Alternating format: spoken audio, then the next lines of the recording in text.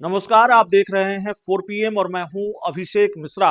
देखिए, इस वक्त हमारे साथ जेडीयू के पूर्व नेता और बिहार सरकार के पूर्व मंत्री, जेडीयू के दिग्गज नेता रहे, बिहार सरकार के मंत्री रहे जय कुमार सिंह हैं। और जाहिर तौर पर बिहार की सियासत से जुड़े कुछ सवाल हैं जिन पर बातचीत होगी। हालांकि विधानसभा चुनाव से पहले जेडीयू से मोह भंग हुआ, जेडीयू इन्होंने छोड़ी।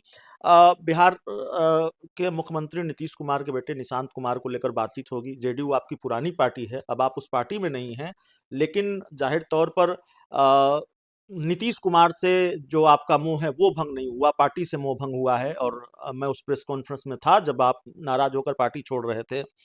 नीतीश कुमार के बेटे निशांत के राजनीति में आने की चर्चा है, कैसे देखते हैं? आना चाहिए, नहीं आना चाहिए?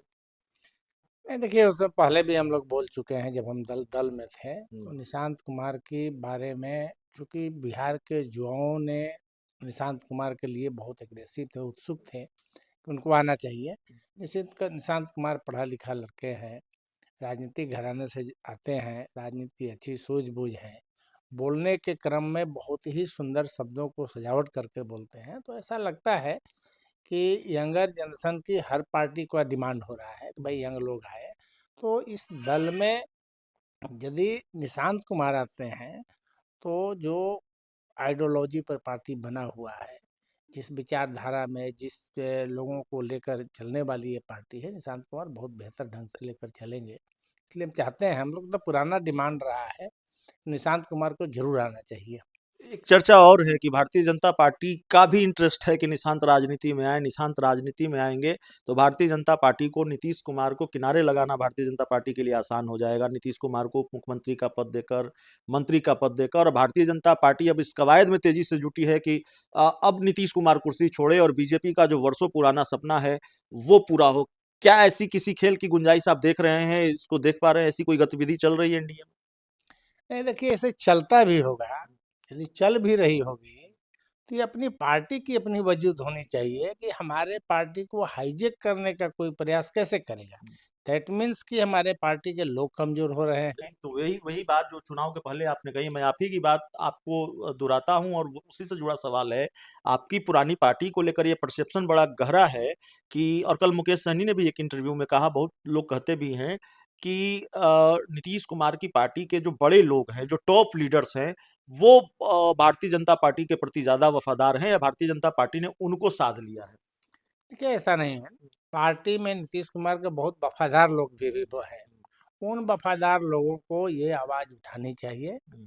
कोई परिवारवाद नहीं, ये जो कहा जा रहा है कि मैं ऐसा करने से परिवारवाद का पोषक बन जाएंगे नीतीश जी, पार्टी कोई व्यक्ति की थोड़े होती है। ये पार्टी जौहर साहब की पार्टी रही है, उसका राष्ट्रीय अध्यक्ष रहे हैं, संस्थापक रहे हैं।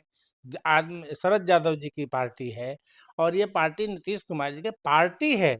पार्टी तो सारे लोगों ने मिलकर के बनाया है। पार्टी के राष्ट्रीय अध्यक्ष के रूप में नीतीश कुमार जी हैं। कोई नीतीश जी का घर की पार्टी थोड़े है कि नीतीश जी आ जाएंगे, निशांत जी तो परिवारवाद का नारा। नीतीश जी कहें या ना कहें, लेकिन पार्टी चाह रही है हम्म। कि निशांत कुमार आए। कोई परिवारवाद का नहीं है, सहयोगी हमारे हैं, हम्म। सभी परिवारवाद कर रहे हैं। अब कैसा पार्टी है भाई कि इन्हीं पर परिवारवाद लग जाएगा। थोड़ी थोड़ी चर्चा उपेंद्र कुशवाहा पर कर लेते हैं। बड़े नाराज थे आप उपेंद्र कुशवाहा को लेकर। अभी उनकी पार्टी के ताजा ताजा हालात ये हैं कि उपेंद्र कुशवाहा की पार्टी को 5 सीटें मिली थी, या 6 सीटें मिली थी, शायद 4 विधायक उनके जीत के आए हैं। एक उनकी पत्नी भी जीत कर आई हैं, बेटे को मंत्री बनाया। और ये चर्चा भी राजनीतिक गलियारों में, और चर्चा क्या है, ये देखने को मिल रहा है कि बेटे को मंत्री बनाए जाने के बाद उनकी पार्टी में जो विवाद है वो बढ़ता जा रहा है। अब विधायक भी रडार से बाहर बताए जा रहे हैं कि विधायकों में नाराजगी है।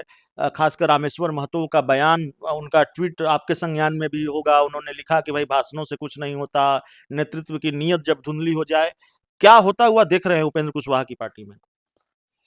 ये देखिए, अब ये उनकी पार्टी है, उनकी पार्टी के किस प्रकार का कार्यकर्ता रहे हैं या हायर करके कार्यकर्ता ला दिए हैं। यदि पार्टी का जो वफादार सिपाही होगा, हम्म। वफादार लोग होंगे जिनके खून पसीने से पार्टी मजबूत बनी होगी, तो उनको समय समय पर उंगली उठाएंगे। यदि वो लगेगा कि ये न्यायोचित निर्णय नहीं है, तो उनके अधिकार होती है, क्योंकि उनका भी उसमें मेहनत लगा है, ऐसे आनंद माधव जी को बोले। पार्टी का हमको लगता है कि जब से ये गठन हुआ है तब से वह उनकी बड़ी योगदान रही है। तो वैसे लोगों को क्यों नाराजगी है, तो उनकी पार्टी है वो जाने।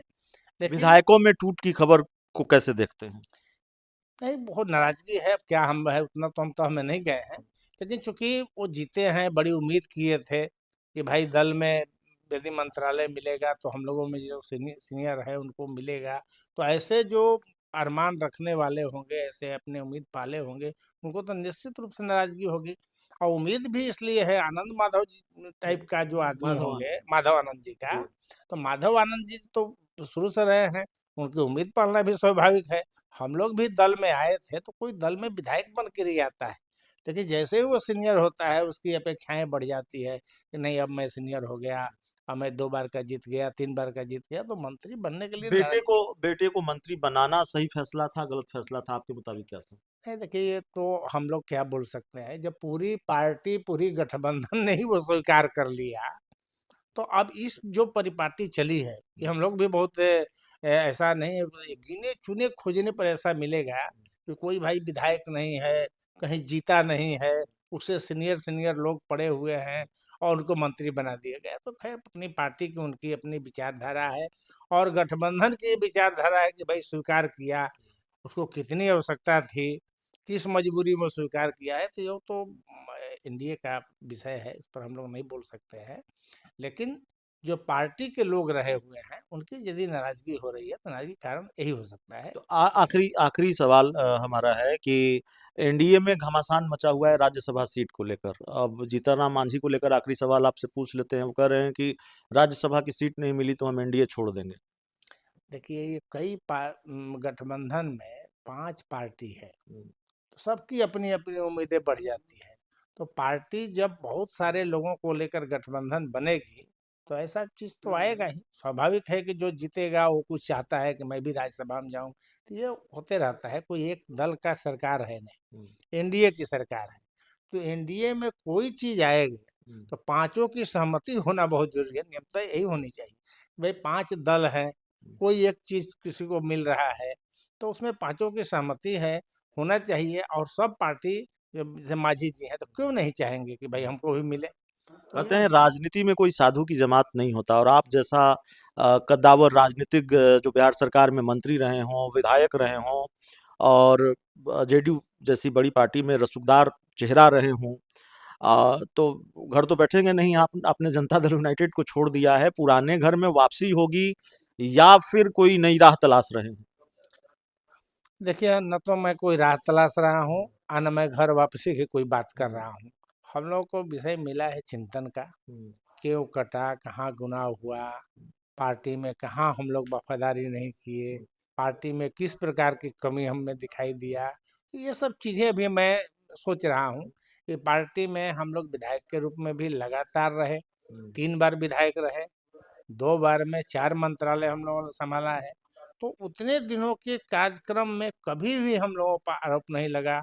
माननीय मुख्यमंत्री नीतीश कुमार जी की नज़रों में मैं एक चहेते बनकर ही रहे थे। जी।